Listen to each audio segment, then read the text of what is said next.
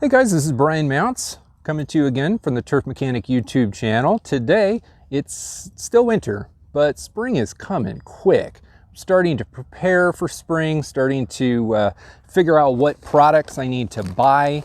Today, I'm going to be talking to you about Malorganite specifically because as spring approaches, that's pretty much the Malorganite purchasing season. That's the time that people go out and they stock up on Malorganite. And I want to talk to you today about a few of the issues that are commonly expressed in lawn communities and among lawn enthusiasts. Problems with Malorganite, and not necessarily with Malorganite, but it's the problems that people have in using Malorganite. Let me just start right off the bat and talk about the most common, most obvious problems of using Malorganite. These things are kind of well known in the lawn care community. For one, as you put down Malorganite, if you're using it as your only nutritional source, your only fertilization product, you're never putting potassium on the lawn. Obviously, it's not on the bag, you're never going to get it. And if you're using this 3 to 4 times a year, every single time you fertilize your lawn, you're putting more and more phosphorus down. Now that is good for root development, but it's more phosphorus than your lawn needs in any given year. The quantity of Malorganite that you put down for the purpose of nitrogen, really, for the quantity that you're putting down, you're getting too much phosphorus into the lawn.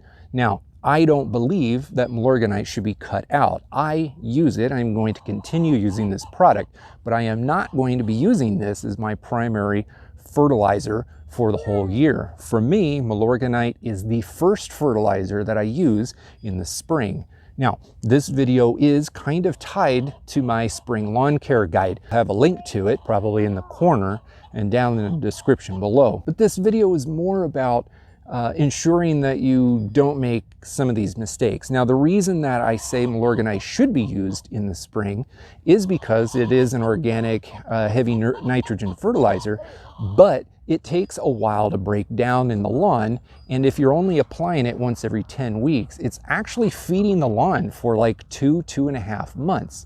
So you can put down a very heavy dose of this. You can go above and beyond the bag rate of this very easily, and that's what I plan on doing. But I'm only going to do it once in the early part of spring, once the grass is actually starting to grow. Now, Malorganite also contains calcium. Calcium is going to help boost the immune system of the grass. It does not contain potassium. Potassium would boost the immune system of the grass even more than calcium.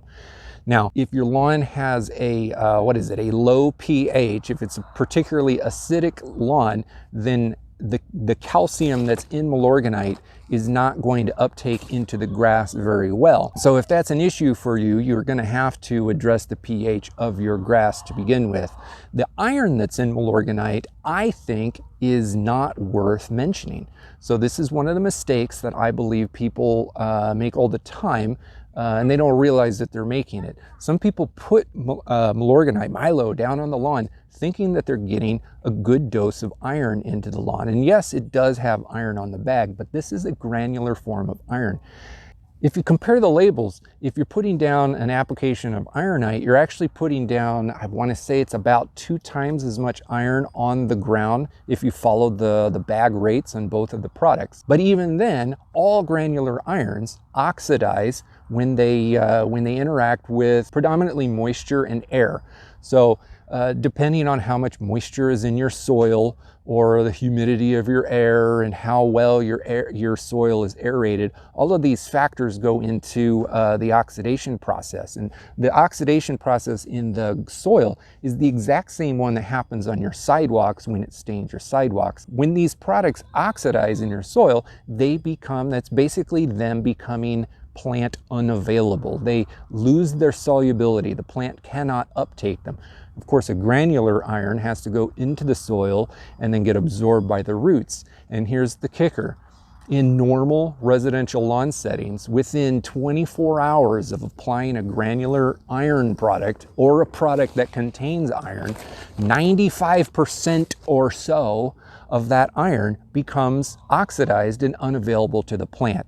There's a reason why the bag rates on granular iron products are enormously high when compared to the liquid iron products that that are absorbed through the leaf. It's the foliar absorption of iron. Liquid products are going to get absorbed into the grass much more efficiently, and they're not going to oxidize quite as much so long as you're applying them to dry grass. If you're putting Malorganite down all the time without doing anything else, as that phosphorus level increases in your soil, the phosphorus also, like the elevated phosphorus levels, also cause iron to be less absorbable into plants. So no matter how you put iron on your grass, if your phosphorus levels are too high, then your grass is going to slowly become more and more deficient in iron, and it's going to be harder to deliver the iron to the plant. You can't use Malorganite by itself all year long. You just shouldn't. You're going to have good results with it for a little while, but over time, it's just not going to be in the best interest of you, your lawn, and the health of your grass. Now, I will say that Malorganite is my go-to for early spring. Now, I've got an entire video. It's kind of a short one, but it's a video about when to start fertilizing your lawn in the spring. I'll link to it here somewhere, obviously. Make sure to take a look at that. This is a product that I will not put down for. This is not the first thing that I do to my lawn. It is something that I do in early spring, but the very first thing that I do to my lawn is get it to wake up. Now, I've got a video coming out, and it's directly going to be part of my spring lawn care series of how to wake your lawn up from winter and get it growing faster than, you know, all the neighbors on your block. That is going to be a pretty interesting video, but the Malorganite that I use comes after that. Assuming your lawn has fully woken up after winter and it's actively growing in the early part of spring, then you can go ahead and put down Malorganite in a very heavy dose. Since I don't use Malorganite all year long, I like to put down a very heavy application above and beyond the bag rate in the early part of spring, simply because it's the organic source of nitrogen that is spreading out the deliveries. You don't want to put down a ton of nitrogen all at once and have the plant just get absorb it all, because that's how things burn. Not to mention the fact that if it doesn't burn, 3-4 weeks from now, it's used it all up. There's nothing left, and you have to fertilize again. With Malorganite, you can put down a very heavy dose, and it will disperse that nitrogen and give it to the plant system slowly over the course of about 8 to 12 weeks. 10 weeks is the bag rate. They tell you to do it 4 times a year at the major holidays, which are about 10 weeks apart. So if you put down a heavy dose in early spring, you don't necessarily have to fertilize with nitrogen again for a couple months. So let's just say, for numbers' sake, that we're talking April 1st. You don't have to fertilize again until into June.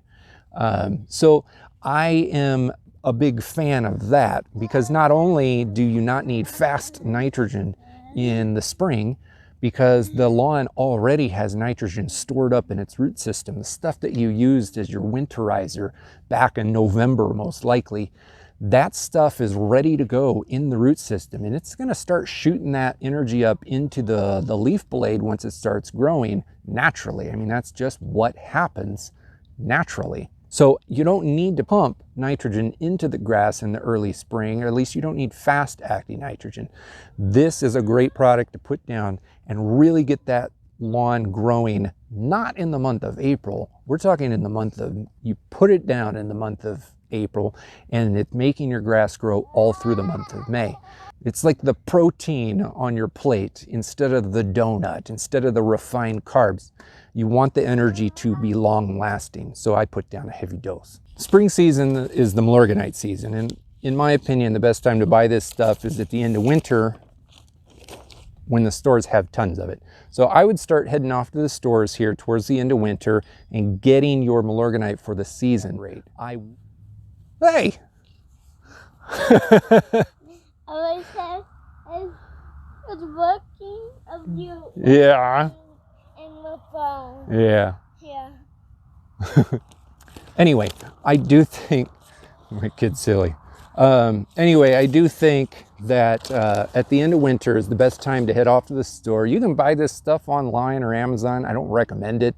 because it's just cheaper running off to Home Depot or Walmart or Target or wherever locally they sell it, and picking up a few bags. The thing is, don't buy enough bags to last you the whole year. Just get a few, just enough to do a over-the-top application in the spring, and then call it quits. Make sure to watch the spring lawn care series, and definitely make sure to watch the video that is coming out very soon. Depending on when you're watching this, it might already be out, about waking your lawn up. The first things that you do to your lawn to get it going in the spring. We're not going to be applying Malorganite or any kind of fertilizer, but we are going to be doing some treatments, some applications to the lawn to really juice it and get it going. Anyway, I hope this video was helpful, interesting. I hope you learned something new in it. Please hit that like button if you did. And I hope you'll consider subscribing. There's a lot of stuff in store for this channel throughout the growing season and even a little bit over the winter. So thank you very much, and I'll see you in the next video.